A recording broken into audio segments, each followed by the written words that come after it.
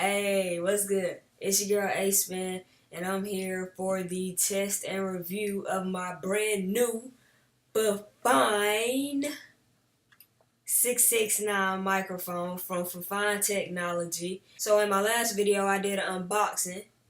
The link below. And you can see all the goodies I got to upgrade my channel. But this microphone in particular is going to elevate my sound, and today I want to show you guys how to set it up and do some tests so we can see the difference in sound quality. So the mic came with a stand, 3-prong stand. It just screws into the mic right here. So I'll set that up. It does have a USB plug. It just plugs right into the back of the computer. Screw this in.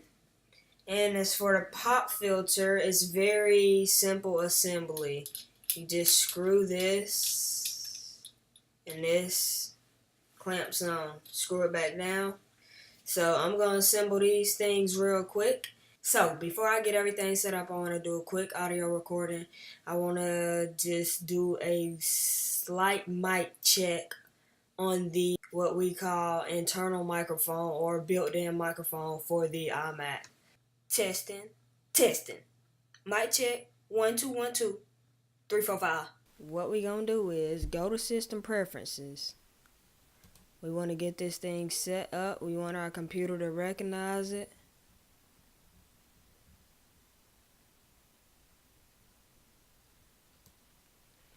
Once you get to System Preferences, click on Sound. Microphone right here. Speaker, rather, not a microphone. A speaker, the sound speaker. And then we'll go to Input and USB P&P audio device. And as you can see here, it's picking up my input level. If I go to internal mic, it switches to the internal mic. You can see that it picks up way more. So definitely with the pop filter and with the microphone, I'm going to turn the volume up a little bit. Okay, so now I got the volume turned up. I think that should be good. And that's it. You're set up.